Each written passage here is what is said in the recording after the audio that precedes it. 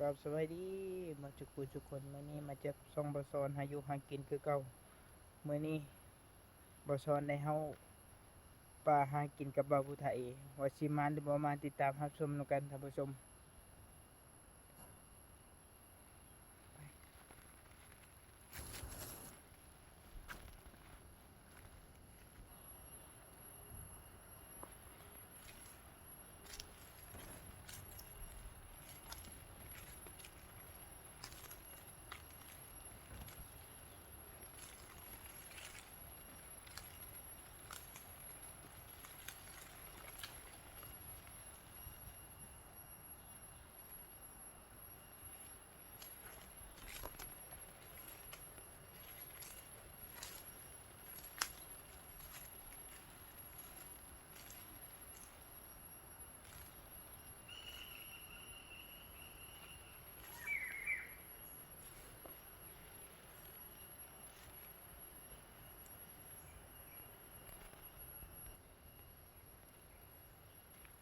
ท่านผู้ชมจักหอยยังกินนี่โอ้มื้อนี้นี่โอ้โหไม่ไหม้เลยท่านผู้ชมเอ้ยโอ้กินมันละมุดนี่โอ้เหี่ยวมันง่ายเลยท่านผู้ชมนี่กบโอ้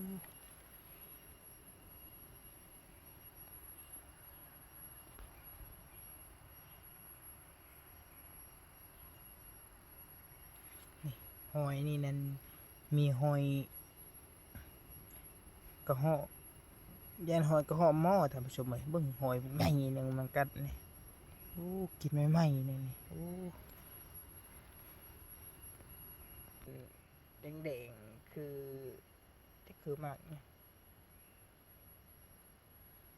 เบิ่งบ่เลาะไปท่านผู้ชมยันจังหน่อยยันเจอโตบัดนี้ไปเข้าไปเลาะไปกันต่อท่านผู้ชมไป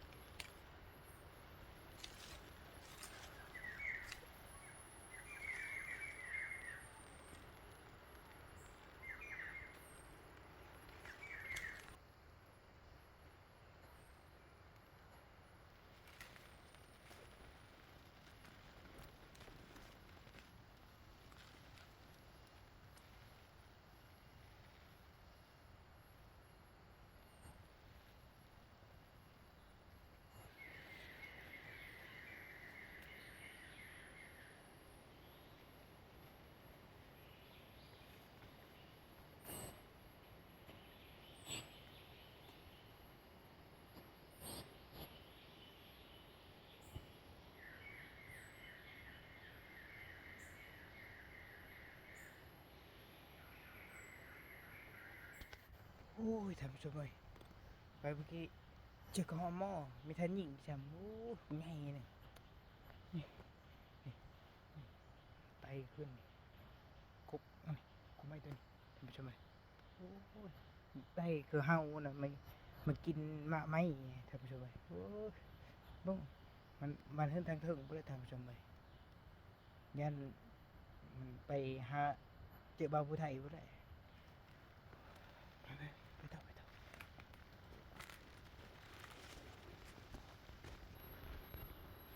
นี่ท่านผู้ชมนี่กกไม้มันไงนี่วงมันวินมันอยู่ห่างงานี่งามันยาน้อยๆนี่พอดีมัน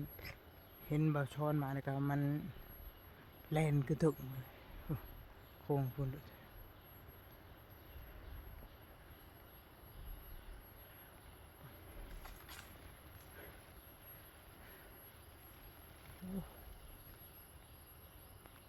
เสียดาย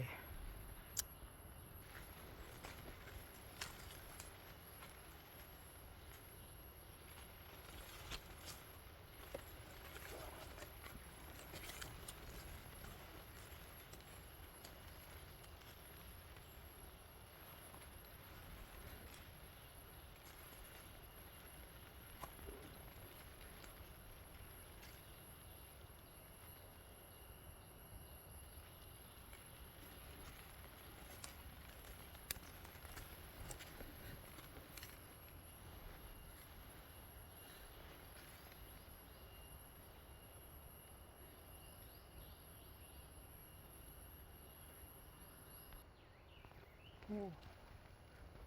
มีเห็นเลยท่านผู้ชมเจ้าไปทางเลอะเลย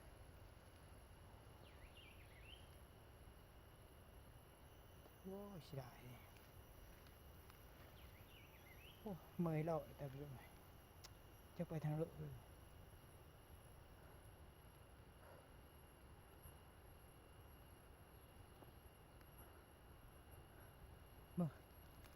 เมื่อยแล้วเดี๋ยวเฮินไปหาบ้าวผู้ไทยไปแหละอยากกินข้าวเลยโอ้มาแต่เช้านี่โอ้ไปว่าอย่าฮู้ว่าบ้าวผู้ไทยว่าสิมาเมื่อประมาณก็ไปเบิ่งนำกันท่านผู้ชมไปโอ้ชวนบ่ชอนมื้อนี้นั่นใกล้ๆมีมามื้อนี้ไปเฮินไปว่าหาบ้าวผู้ไทยเพิ่น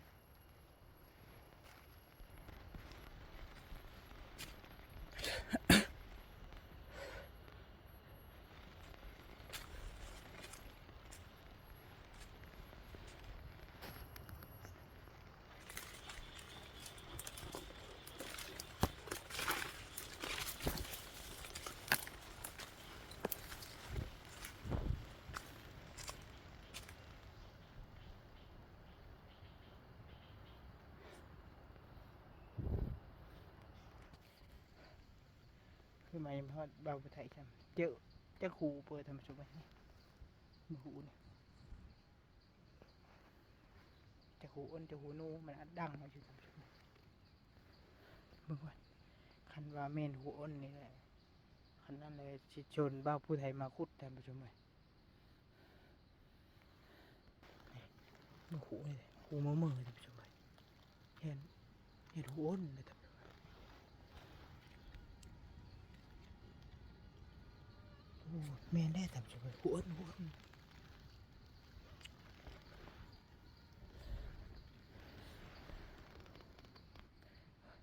ไปหาเบาผู้ไทยทำชุบไว้จากมาจะไม่มาไปหาเบาผู้ไทยเพื่อเลย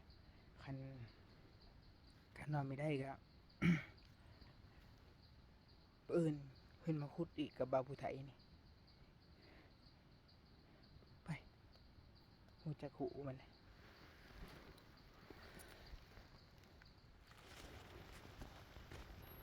เมื่อไปหากินข้าวก่อนจะน้อยเลยอย่ามาหาคุดอ้นนี่